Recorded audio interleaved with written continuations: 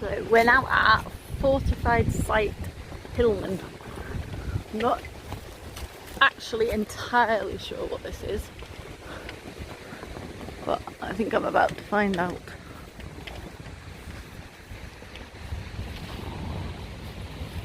Oh gosh. Well, this is the entrance to the bunker. Oh, so am I stood on the bunker presumably then? Oh yeah. Hillman, it's What like you are here. fortification, I believe. I think you can see out in. So is it sort of like a base where... I'm not entirely sure. Hey, a minefield. That's cool. Where's that then? Looking for... Oh, all of this is minefield. Oh gosh. All around us. That's quite scary. I'm going to look on the sign and see if I can find out a bit more about it. In 1942, the Germans constructed a fortification of more than 12 concrete underground bunkers covering 24 hectares. It was occupied by 150 men of armour equipped with machine guns and set in concrete emplacements up to 3 metres thick. So that is where we are now.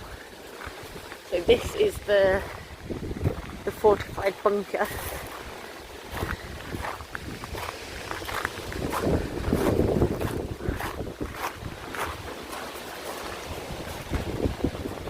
I don't know where he just went. You want to have a look and see if we can see anything through these grills here. Ah yeah, look. Put you there so you can see. There we go. So, sort of like a memorial to the Suffolk Regiment.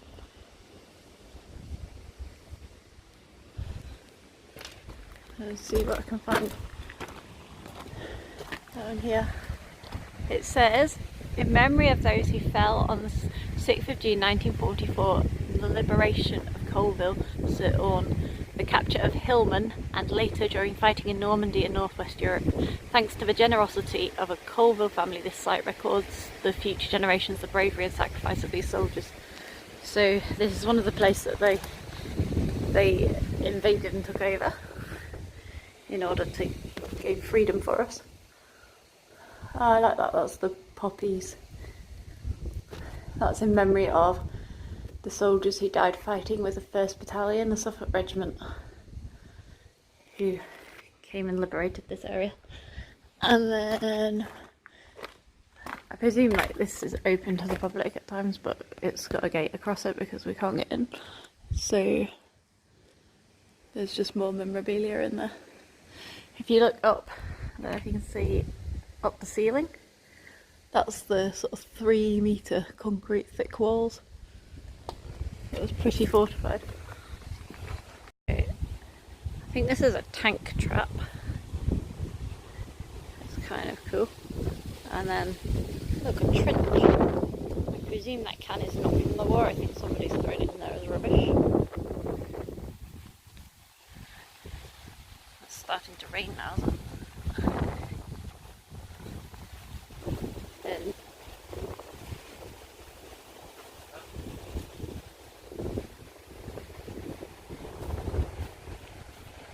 this is platform. This concrete platform was built by the Germans to allow vehicles to cross the trench. So here it is here. I did it. Look, you can have the trench. There you go.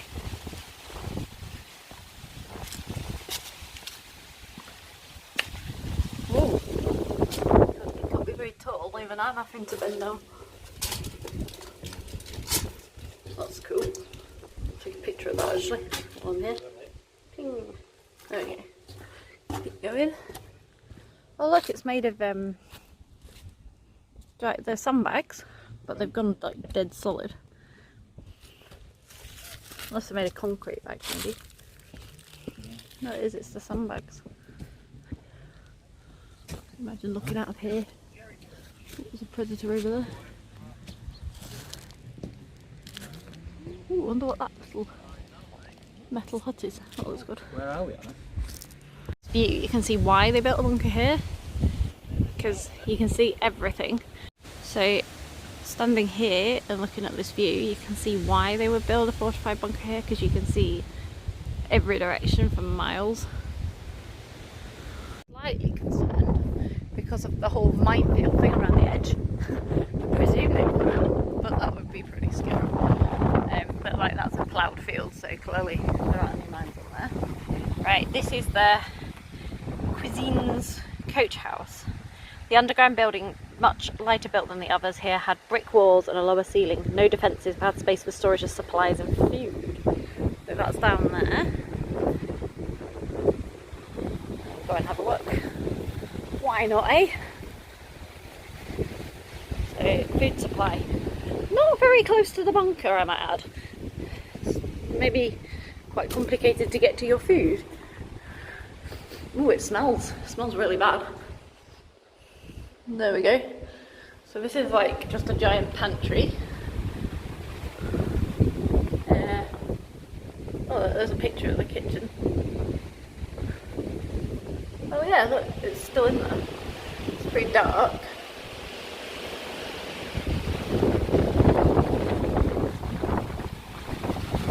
Wow. Oh look, I've come up on the road. So, we'll go back through here to the next bit. Well, what I will say is, it's really quiet here. We've literally bumped into 2 people. So it kind of feels like you're exploring on your own, which is great. I presume people could come on tours here, so if you're at the wrong time it would be a problem, but yeah, it's cool. This is the bunker. It was the command post of Colonel Krug. It's also the signal centre and communication with other units of the regiment. So, look how you go up there. What's down there? Like another trench, I guess, for protection. And then, oh wow, look at that butterfly. That was pretty. On June the 6th, 1944, Private Junior Hunter single-handedly silenced a machine gun which, firing from its bunker, was holding up the attack by a company, the 1st Battalion of Suffolk Regiment. This courageous action contributed greatly to the subsequent capture of Hillman during the Private Hunter was wounded. His outstanding bravery was recognised by an immediate reward of Distinguished Conduct Medal. That's kind of cool. So I'm going down this hole. It's pretty cold in here actually. What have I found? Some sort of peephole. I wonder if we can put a torch on it. I don't know. There's a hole full of water and a big door. Quiet here, you feel like you shouldn't be here. That's a Vasa, that's water, it's a water tank. Oh yeah, look, there's the pipe for it to come in.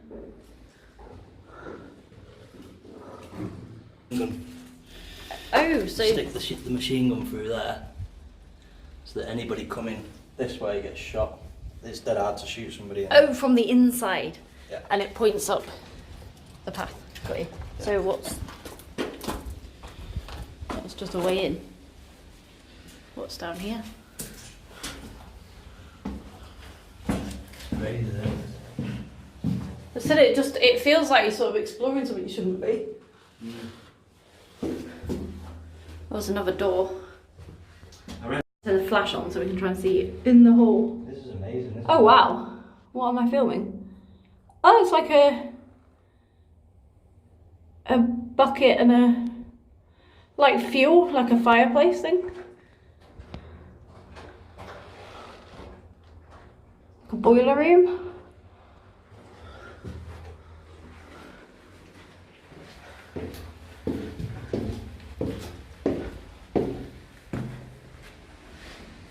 So I found, I think, where was I then? Yeah, so this pipe here, that'd be like the top of that other thing, heating thing that I just saw. And then this would be further into the bunker. I'm not sure what that is. What is it? Don't know. Like a watchtower? Yeah. Don't know. There's a hole here. Maybe we can get in.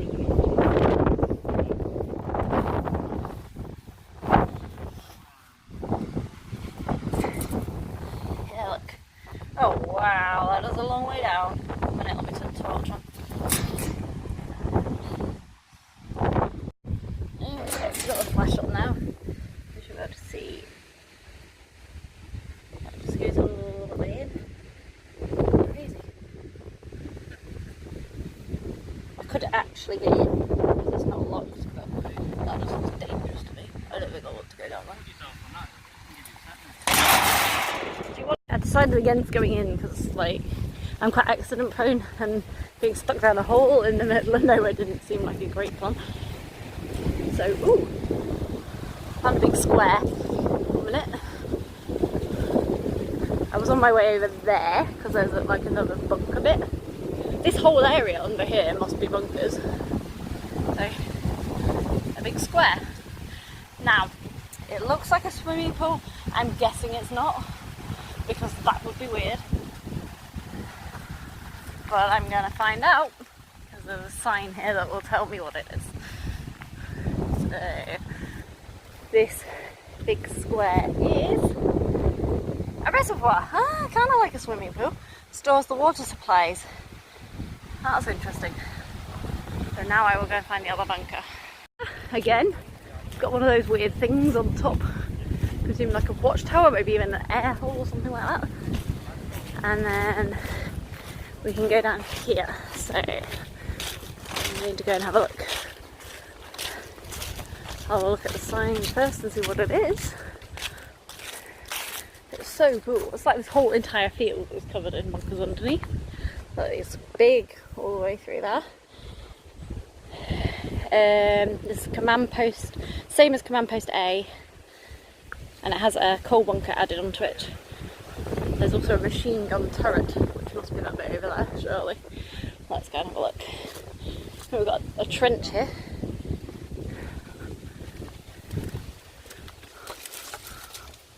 Those steps at the end. And then we're going down here. Ooh, a little hole. And a little hole.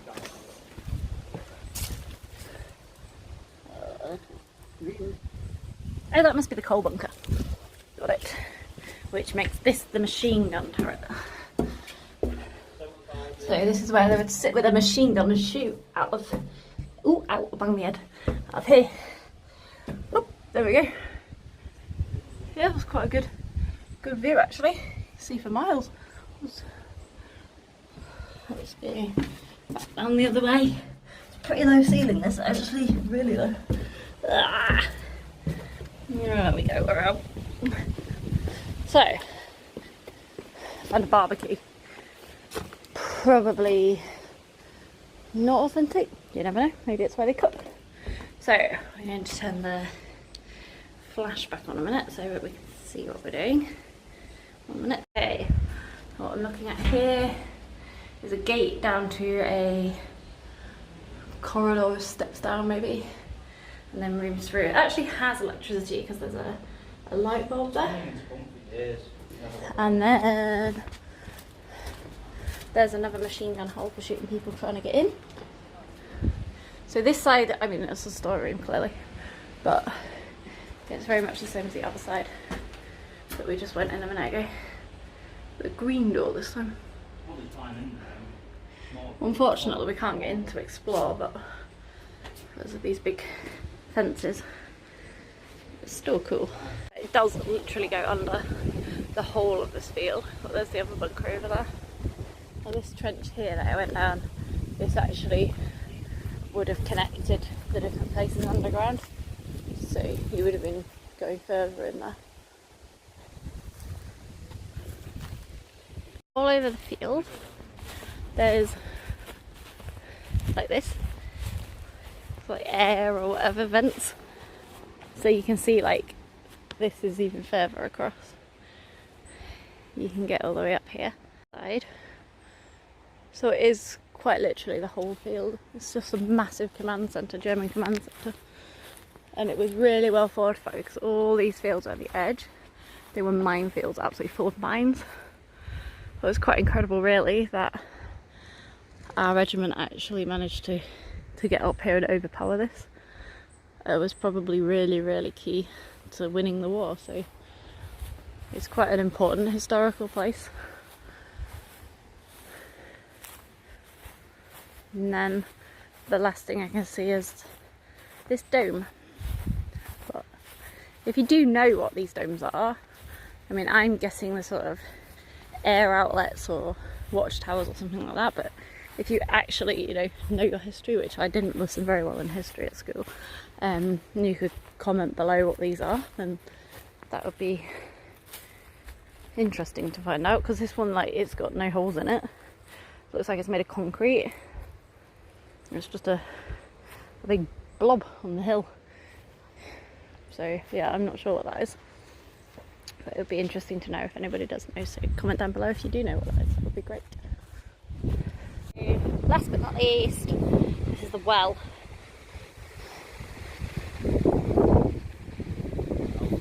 Come on. Oh well, let's go in. That sounds fun. Whoa. I don't know what that is. That's deep, that. Where am I going? Oh, the lights go on as you go in it. Go in. Yeah. This is pretty. Oh, it doesn't go very far. So yeah, this is apparently the well. Very cold. That's the spider's webs. Yeah. Stalactites. It's quite eerie. Oh, that must be the automatic light then. Probably most poignant, the Union Jack flying there. They took it over, they won. So this is the Batterie de Merville, and it's where Parachute Regiment, Royal Navy, Royal Air Force, and with the help of the French, they captured this battery, a big German gun battery. They've got all trees planted in memories of soldiers that have now died. So like this one's died in 2018. So it's soldiers that have died since the war. So all these trees are planted in memory of soldiers.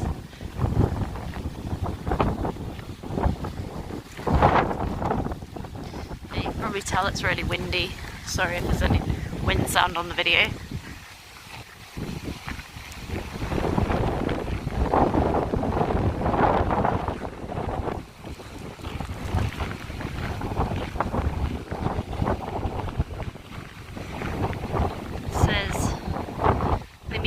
Rare, for it is situated in a battlefield.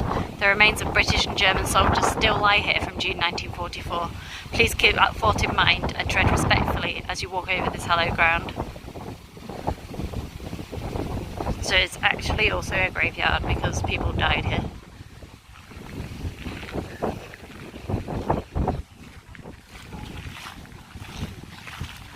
So it cost €8 each to get in, that's an adult ticket, and they've given me like a map of the place and then like all about it in English as well as my tickets. So we're gonna have a look around and see what we can see. This looks pretty cool, to be honest.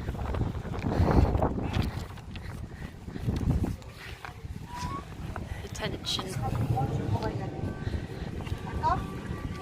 Okay, that's worth knowing. Several times per hour a siren will start. That's the show. It's very, very loud.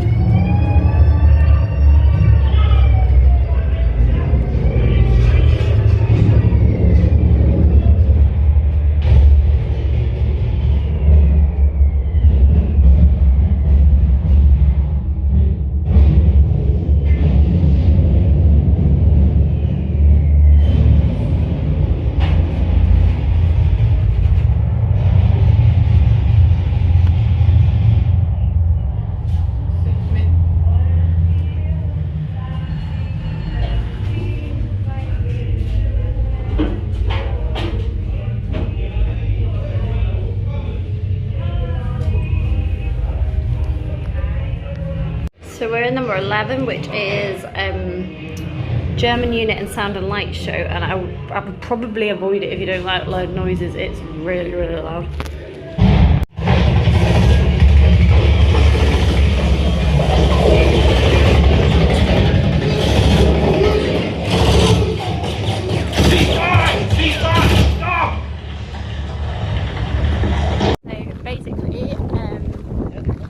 I've been reading about it, and this place, it had lots of guns and it would have threatened the invasion on Sword Beach. So they sent in the 9th Battalion parachute regiment. They came in, sort of get rid of this so that it affects the invasion. And they rehearsed for months. They built a scale model of it somewhere else and rehearsed for months before they did it, and that actually helped them take it over. So this wasn't then a threat when they invaded Sword Beach. So they did a really, really important job here. Here in the middle, that would have had a big gun on it. That's on my map there. See, big gun, cannon gun I think. And then this over here is the ammunition place, ammunition bunker. So I guess it's where they kept all the ammo. So down here. Ooh.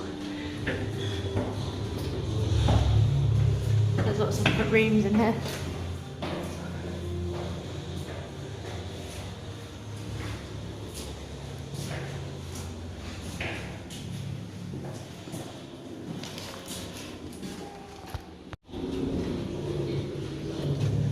There's a man, he's called Robert Johan, but he's not English, so I'm not sure. This doesn't look like ammunition, it looks more like communications. So maybe I've got that wrong, because number 8 is the HQ bunker and we could be in number 8, not number 10.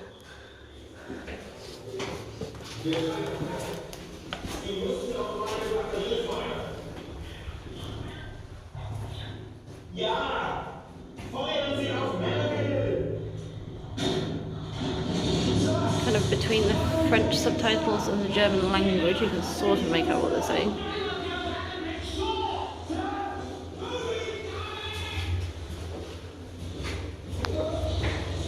There's some of these sandbags again.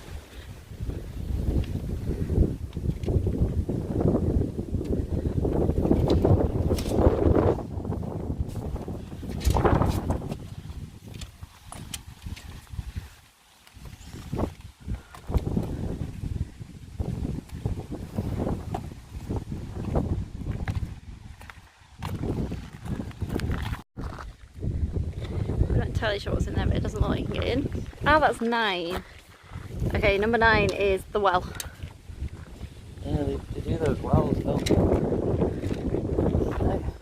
So that means this is 8, and 8 on my map is HQ bunker.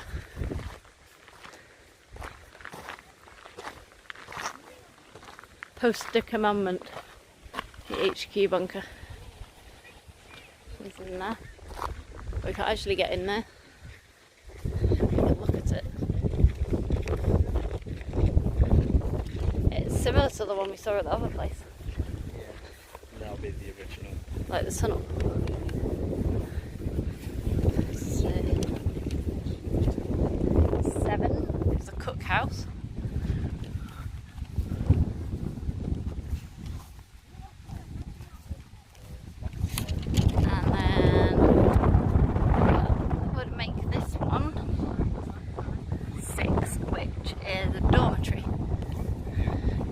Strange place to sleep in a hill.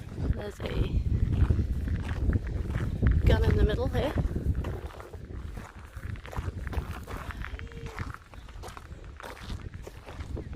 It's number 5, and number 5 on my map says, oh, it's windy.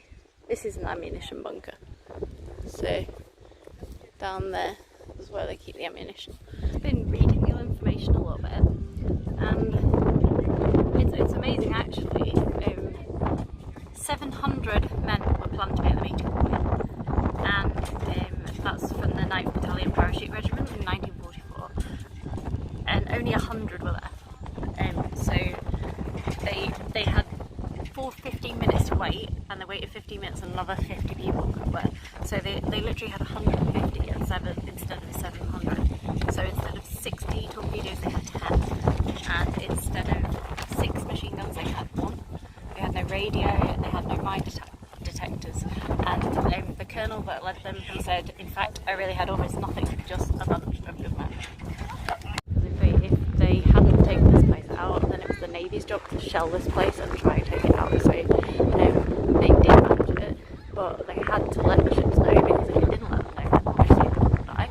So they sent a carrier pigeon, and that pigeon's name was Duke of Normandy, and he managed to survive, and he managed to get the message to the ships. It was really important, and he even got a medal afterwards. They also had dogs, which were to carry messages between the people, and they parachuted the dogs in as well, which is kind of crazy. This plane wasn't used in the assault on the battery. It's just here as an example of a C-47 aircraft, which was used. So I'll show you the inside of it now, just like where the paratroopers would have sat and stuff, but this wasn't the actual one. This is inside the plane.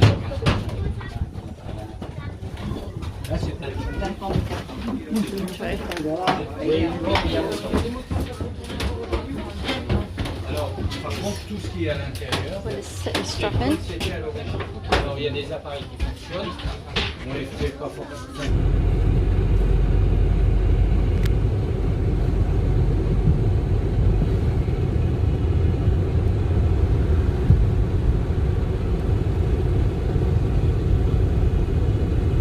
This is Brèche-le-Buisson, which is halfway between Juno Beach, which is Normandy, and Gold Beach.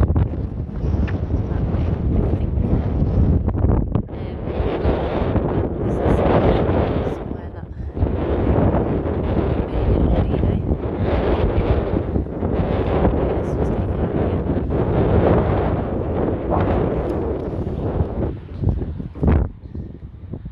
It's actually pretty interesting, because we just went to Juno Beach, but I didn't film it because we couldn't quite get down to the beach. But you can see in the distance there, like big Ferris wheels and fairs and stuff. It's all turned into seaside towns, and where people go to the beach and go swimming. And it's like the past is kind of, it's all a part of it, and everywhere you go there's memories and stuff. It's now the contrast of somewhere where people go. It's quite nice.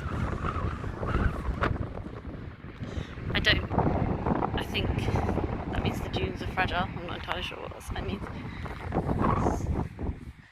So I'm just having a look at this structure here, because apparently this is something to do with it.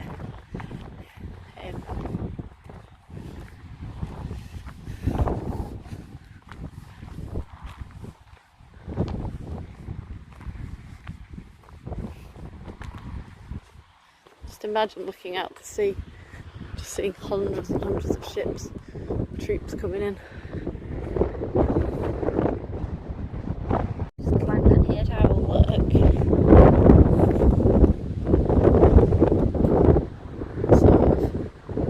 See daylight on the other side, just completely got smashed in. Sorry, I'm going a little slow because it's quite difficult to get down the hill. I'm wearing my sunglasses, so you can probably see what I'm like. There's lots of spiders up here.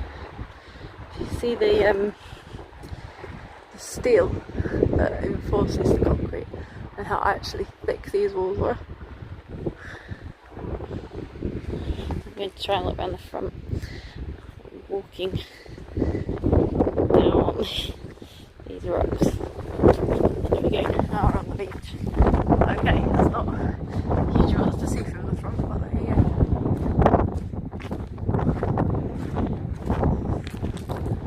I just read that it was, let me just look at it, with HMS Diadem that finally took this out. Although it was battered from on land and at sea.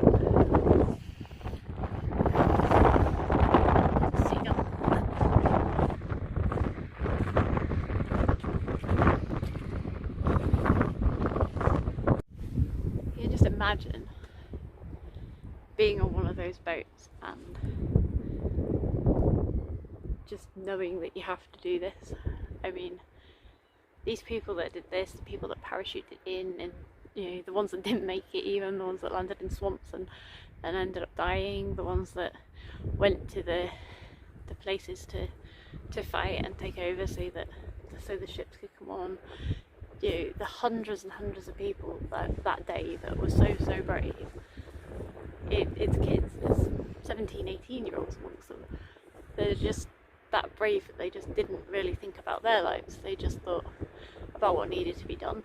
And we, you know, I'm not a history person, I'm not really into my history, but we owe so much to these people. This is something that we shouldn't ever forget. They're the people that gave up their lives, hundreds and thousands of people that gave up their lives so that we can have the world today as it is. And they're hundreds of thousands of people that were just really brave and really selfless and did that for us. And then, you know, we owe these memories, we owe them to the people that survived it and the people that died for us doing it. And you know, those survivors, it's not they survived something years ago. This has probably been with them ever since. This was not an insignificant event in their lives. This is something that, you know, they've given up their whole lives because they will be affected by this and will have been affected by this. And you know, as these generations die out, these generations that did this for us, we shouldn't forget. This is something that we need to remember, something that we need to preserve.